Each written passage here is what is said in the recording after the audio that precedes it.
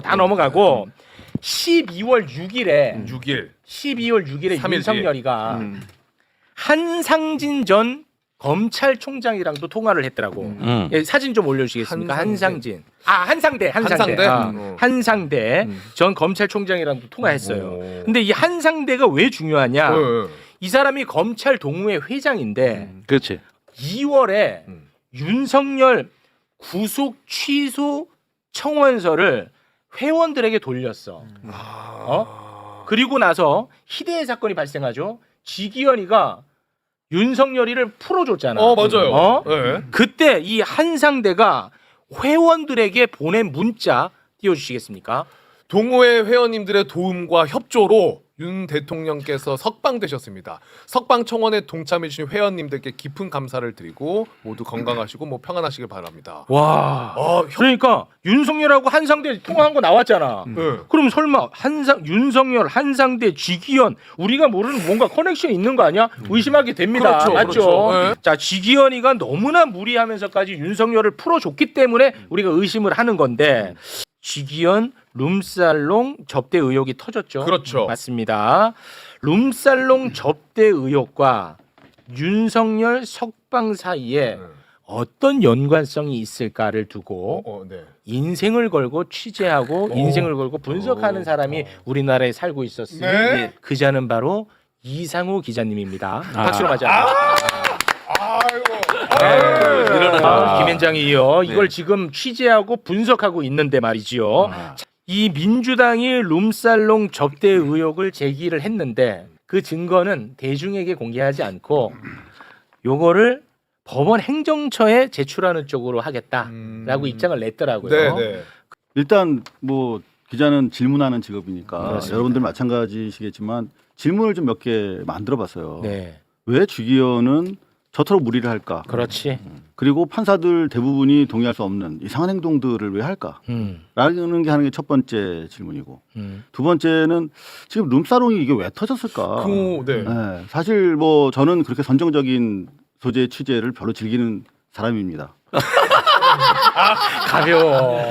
많은 이 사안의 본질이 과연 그렇게 선정적인 그 룸사롱의 이슈에 그쳐서는 안 된다. 그렇지. 라고 하는 그 과연 이게 큰 그림 속에서 어떤 이게 그렇지. 맥락을 조각일까? 찾아야 돼요.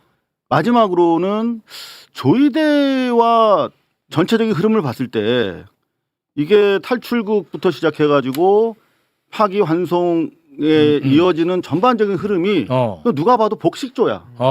전문용어로 갬빼이야.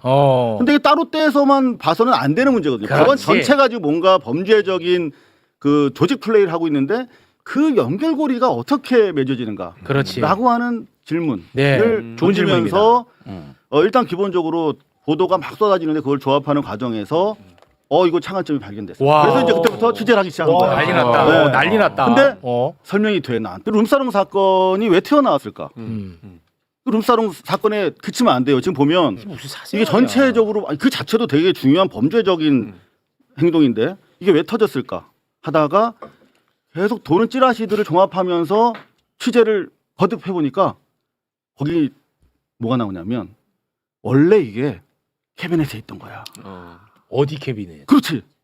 어느 캐비넷이냐가 중요하잖아. 근데 어제 한동훈이 이번 선거 국면에서 아무런 현안 관련 발언한 적이 없어. 네. 주로 이제 기타 활동이라든가 뭐 양고기, 바다 활동. 그렇지, 쪼리뽕 활동 이런 거 하다가 갑자기 어제 현안에 관련해서 뭐라 그랬냐면 요거 검찰의 캐비넷이 아니다. 라고 발언했어요. 검찰은 캐비넷 없고 특히 이건 검찰 캐비넷은 아니다.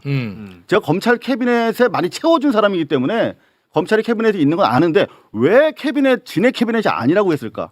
이거는 진의 게 아니게 맞기 때문이에요.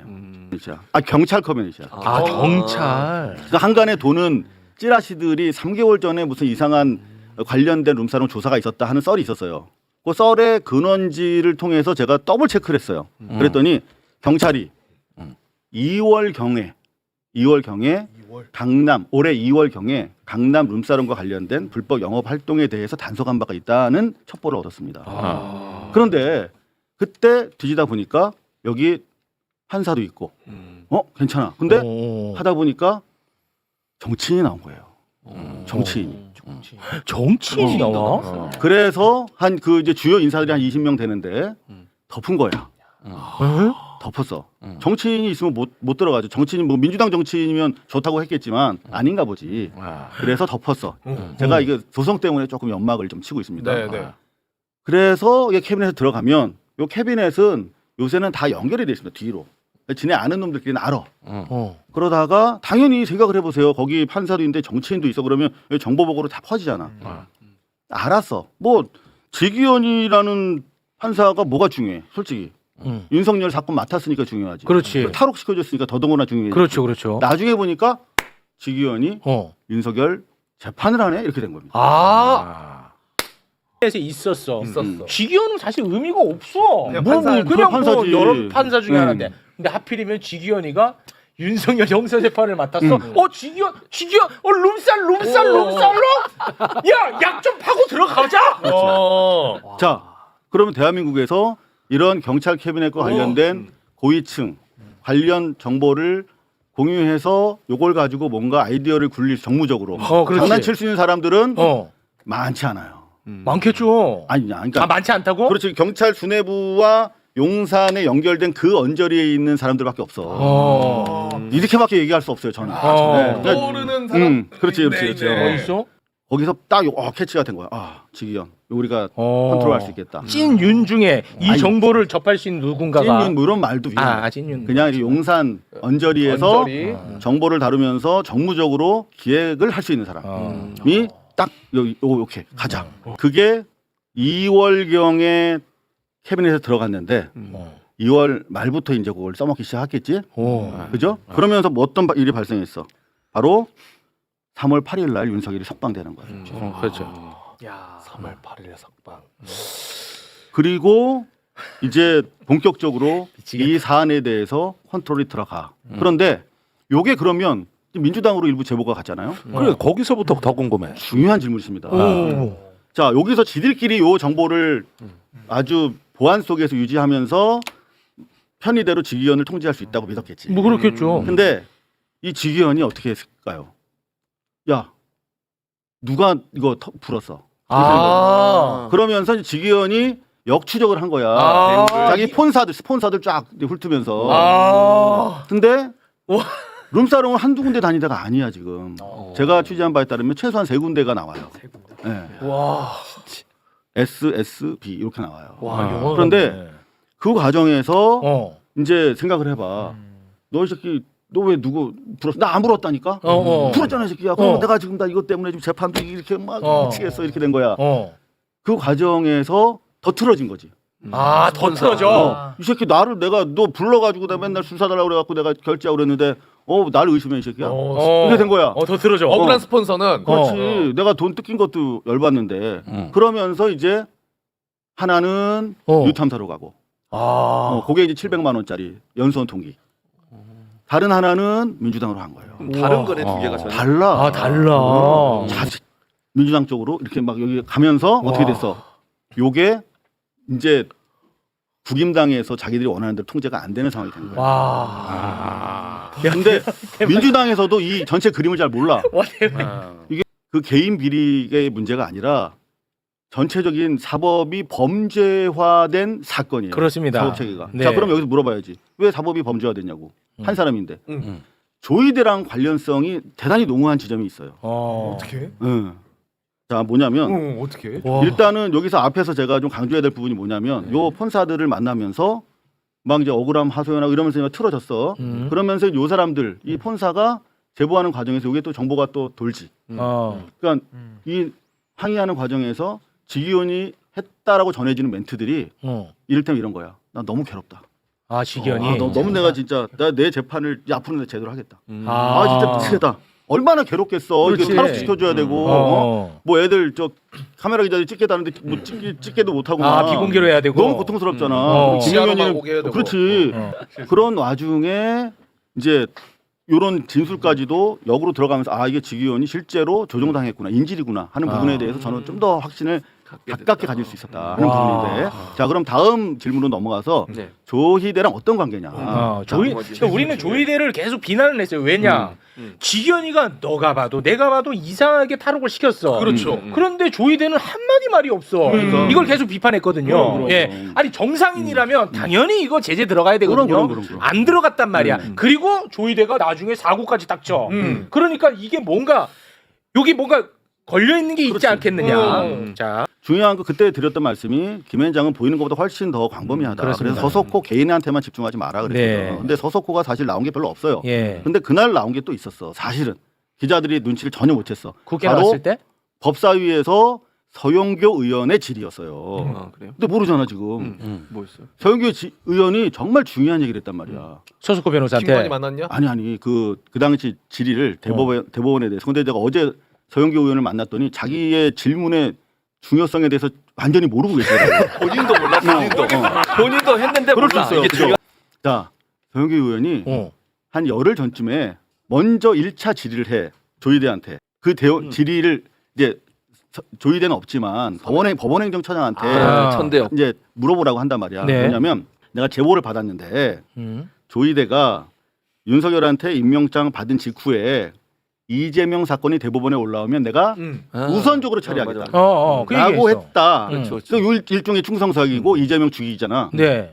그 진술 제보 A랑 전혀 다른 출처의 제보가 또 온 거야. 그거는 이제 그 조희대의 충성서약 취임 직후였고 요거는 25년 4월 6일 조희대가 26년 4월 6일이면 이틀 전 4월 4일 날 윤석열이 파면됐고 네. 그리고 일주일 전 3월 26일 날 이재명 대표가 2심에서 무죄 받은 무죄 상황이었어. 나왔어요. 자 그러면 요 상황에서 어떤 얘기를 했는지가 되게 중요했지. 근데 요건 내 말이 아니라 거기서 테이블 틀었다니까 서영교 의원이 무슨 얘기인지 잘 모르면서 네. 어떤 얘기냐면 똑같아. 이재명 사건이 대법원에 올라오면 내가 알아서 처리하겠다. 이거 신속하게 처리하겠다가 아니야. 알아서 처리하겠다. 그리고 더 충성석이 강화돼. 아니 지금 말씀하신 내용을 제가 몰라서 여쭤보는 건데 네. 그 녹취가 누가 얘기하는 거예요? 제보자 B. 그러니까 제보자 B가 B가 이 얘기한 내용을 녹취를 틀었다니까 서영교 의원이. 아니 그러니까 그 제보자 B의 음성을 틀었는데 제보자 B가 조희대한테 들었다는 얘기를 그렇지. 얘기한 거야? 전원이지. 전원을 얘기한 거예요. 근데 조희대가 이재명 사건을 내가 알아서 처리하겠다라고 얘기를 했다는 거예요. 그걸 증언한 거지. 그 녹취는 어디서 난 거예요? 그 내용은 서영교 의원이 제보를 받았어요. 제보를 받았고. 네. 그런데 안 놀라네요. 아니 좀 얘기해보세요. 행간의 의미를 좀 파악해야 되니까. 진짜 놀란 내용은 이 네 명이 그날 4월 6일 일요일 점심에 뭐 복집에서 만나서 이야기한 내용을 그 제보자 B 씨가 듣고 제보를 한 거야. 듣고. 네 명이 그런 얘기를 나눴다는 거지. 근데 그 네 명이 누구냐? 네, 누구요? 조희대. 조희대요? 그게? 그리고 그 옆자리에는 네. 한덕수. 그 옆자리에는 검찰총장 출신 정상영. 정상영. 네, 정상영. 옛날 검찰총장 하신 분. 네. 김충식. 김충식. 누구야? 김충식? 김건희 엄마의 카투 친구 아니에요? 그 내연의 관계 남이라고 하는 분. 와, 야, 이 일이 너무 커지는 거 아니야 이거? 아니 그 서영교 의원이 질의를 했다니까 이게 테이블 틀었어요. 근데 이름은 안 나왔. 이름도 나왔어요 그때? 거기 그 같은 공간에 있었던 이 4인에 대한 이름이 나왔어요? 나왔다. 나왔어. 근데 기사가 안 나와서 내가 기자들이 지금 뭐 얘네가 뭐 밥 먹고 뭐 하나 내가 하도 화딱지가 나갖고 또 추가 취재를 했지. 네. 그랬더니 자 김충식은 사실상 김건희 가의 그 남자 얼굴이야. 메신저로 보면 되겠네요. 메신저 겸 그 집안 비즈니스, 패밀리 비즈니스 고문이에요, 이분이. 네. 그 윤석열이 깍듯하게 모신다고 자기 장인처럼. 그리고 뭐 정진석도 소개해주고 그래. 그러니까 그 네 명이 모인 자리에서 조희대가 충성사역을 한 거야. 올라오면 내가 알아서 처리한다. 그 조폭들이 하는 얘기잖아. 알아서 처리한다는 건 죽인다는 거잖아. 근데 그 자리에 한덕수는 윤석열의 법적 대리인이지. 법적 대리인이니까. 그리고 김충식은 실제적인 윤석열 일가의 대리인이지. 그렇지. 정상명 씨는 이제 검찰의 대표고. 검찰. 그 자리에서 이런 얘기를 했다는 거야. 와. 일단 그 복집에서 만난 건 몇 월 며칠이에요? 4월 6일 4월 점심. 6일. 파면 결정 이틀. 이틀 후에 얘들은 여전히 여유가 있었던 거야. 근데 조이대가 서석호가 알아서 한 거야. 4월 6일에 윤석열 관저에 갔던데 서석호는. 그러니까 김현장은 요때 바빴네. 넓게 퍼져 있다는 거야. 어. 그리고 제가 뭐라 그랬어요?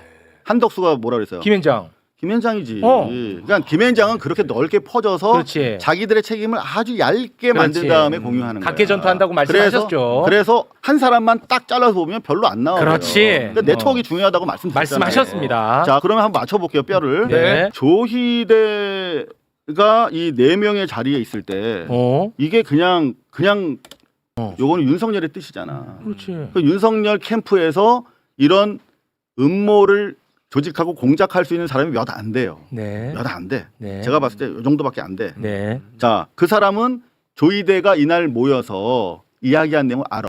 조이대가 어떻게 할 건지 알아. 기획자. 그런데 직위원회 캐비넷의 존재를 끌어들여서 이걸로 탈출극을 벌이자라고 기획한 사람도 아주 소수고 몇 안 돼. 뭐 그렇겠죠. 근데 요 사람도 이렇게 맞추면 동일인이거나 그 캠프 안에 있는 몇 사람밖에 안 되는 거야. 그러니까 무슨 말이냐면 네. 이 직위원회 캐비넷을 공작하겠다라고 최초에 기획한 자가 이 조이대에 의한 탈주극, 파기 자판, 파기 환송까지도 같이 기획한 동일인일 가능성이 대단히 높다는 얘기예요. 조이대는 직위원이 무슨 일을 벌일지, 어떤 상황에 처해서 저렇게 엉뚱한 짓을 하고 있는지를 다 알고 있었겠지.